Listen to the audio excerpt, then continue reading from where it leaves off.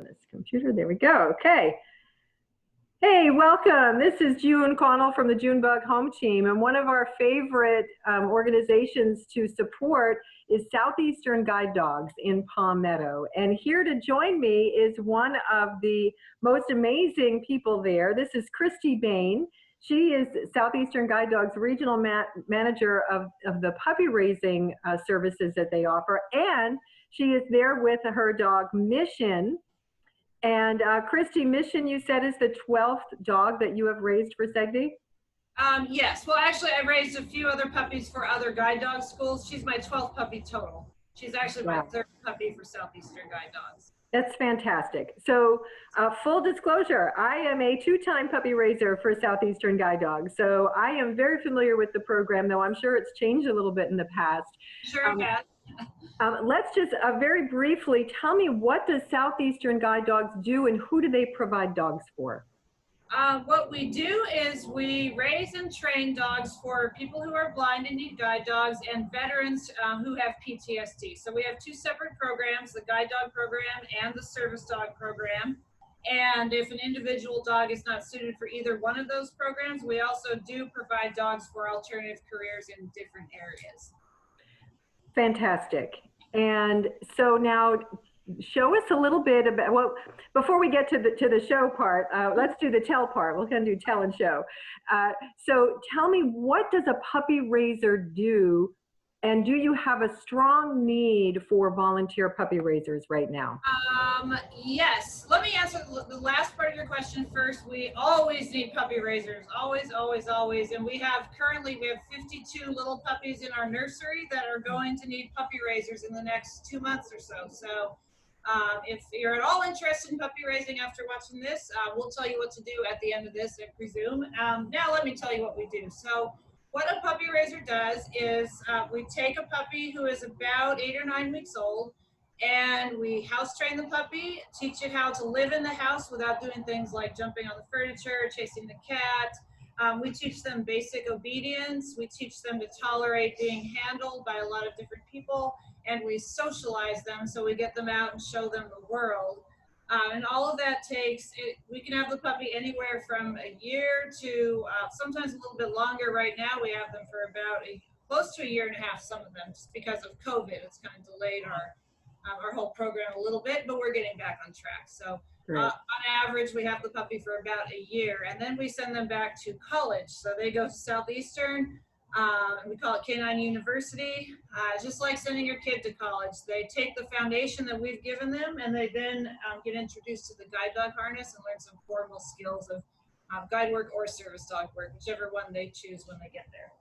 So can you show us with Mission, who's just looking for a belly rub right now? Yep, she's down on the ground, good feet up in the air. Oh my gosh, it's great.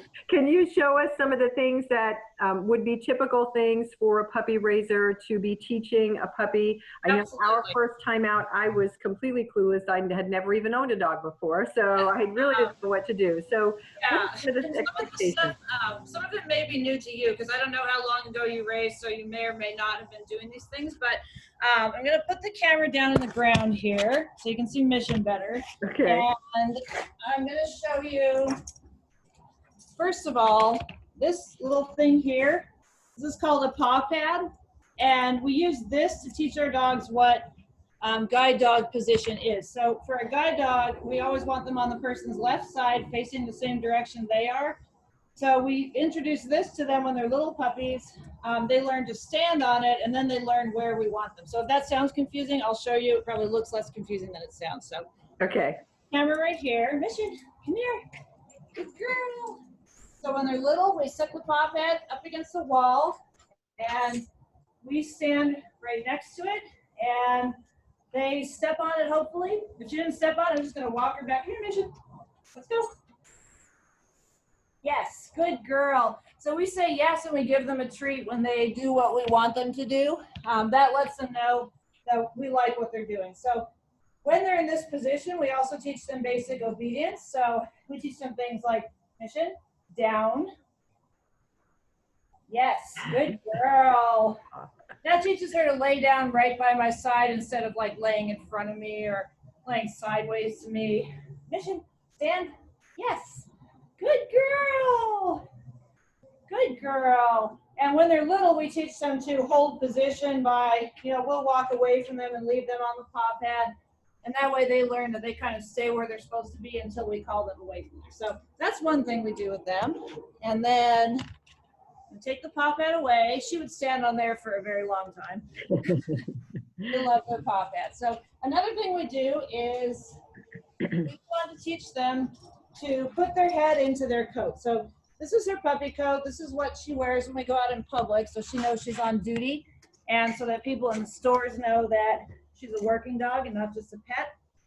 So what we want her to do is, when I hold the coat out like this and say harness on, I want, she's ready to go. I want her to put her head in it. Ready.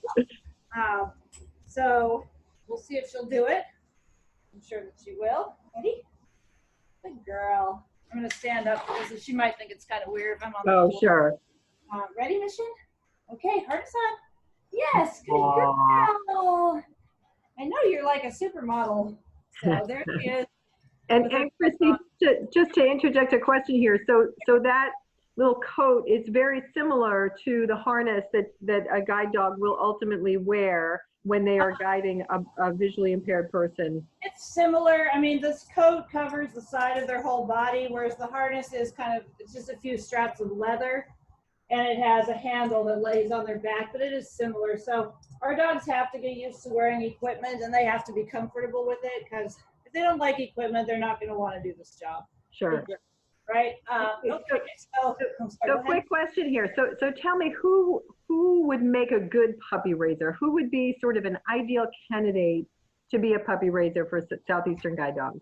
An ideal puppy raiser would be, first of all, somebody who has time to spend and wants to spend time training. It is a big time commitment. You have to spend every day at least a little bit of time training the dog. Not just the commands, but the how to live in a house, like what is expected of you in public. They are required to attend 2 meetings per month. So a meeting is just where a bunch of puppy raisers in the local area get together and work on skills. Every group, which is a regional group, has a volunteer leader who is an experienced puppy raiser who likes to teach other puppy raisers how to train our skills. And so that's 2 times a month. And then the number of additional training sessions, it just depends on the dog. So some dogs are more work than others. Some are higher energy than others. Mm-hmm. So you have to be willing to train the puppy that you get. It might not be as easy as your last puppy, or it might be easier. Mm-hmm.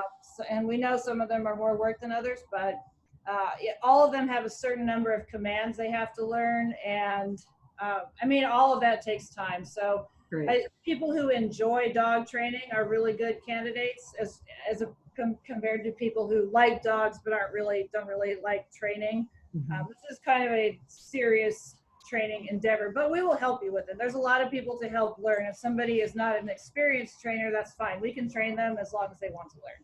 Yeah, I would say time is the biggest, and then somebody that understands the mission and wants to give back to society and knows that the dog isn't theirs, but that they only have it for a short time, and then it moves on to somebody else. That knowledge helps ease the pain of giving the dog back, because it is, of course, very difficult to return a dog after you've spent a year with it. And of course, by the time you turn them in, they're just about perfect. Their behavior's really good. They know all their skills. And just when it's time for them to go back, that's when you see all your hard work come to payoff of a really well-behaved dog that's easy to manage. So. Well, that means you've laid a great foundation for the next training and the more serious training that's to come. And so if somebody was interested in wanting to at least learn about or maybe apply to be a puppy raiser, they can do that right through the website, which I'm going to put in the link for this as well. Okay, perfect. Yeah, and the process is pretty simple. You fill out an application. There is a little bit of learning that we ask people to do through Google Classroom, just a little bit, not a lot. And if they complete that, then they are moved on to the next stage, which is where we make contact with them and put them in contact with the person who is our representative in their area. So we have puppy raising groups all over the state of Florida and out of state too. Actually, 8 southeastern states we have puppy raising groups in. So. Oh wow, I didn't know that you went so far out of Florida. That's fantastic. So there's probably one near you. That's great. That's great. Well, we will put the link in. I know it's guidedogs.org, and then people can follow the links from there, but I'll put it in our post here as well. And the Junebug Home Team is a sponsor of the Guide Dog Walkathons, Southeastern Guide Dogs Walkathons, which last year was a bust, or this year I should say, because of COVID. But we are keeping our fingers crossed that we'll get it going for the spring of 2021. And we also support the training of Chloe, who's the puppy going through the training process right now. Yes. And I have a sister. Thank you guys so much for your support. We could not do it without our supporters. So if you don't have the time to raise a puppy, but you still want to support Southeastern Guide Dogs, we always welcome all types of support. So thank you very much. We could not do what we do without you guys doing what you do. So. Well, it's my pleasure. My sister has used a guide dog for over 20 years, and I just see firsthand the value and the relationship and the trust between that human and that dog is incredible. It's a beautiful bond, and you guys do an incredible job with what you do. Such devotion and dedication. It's really an honor to support Southeastern Guide Dogs. So thank you very much. Yeah. All right, Christy, thank you very much. I'll be putting some contact information in the post, and I appreciate your time today, and thank you, Mission. Oh, no problem. Thank you. She's already asleep, but I'll pass on your thanks when she wakes Okay, up. thanks a lot. Bye-bye. Bye.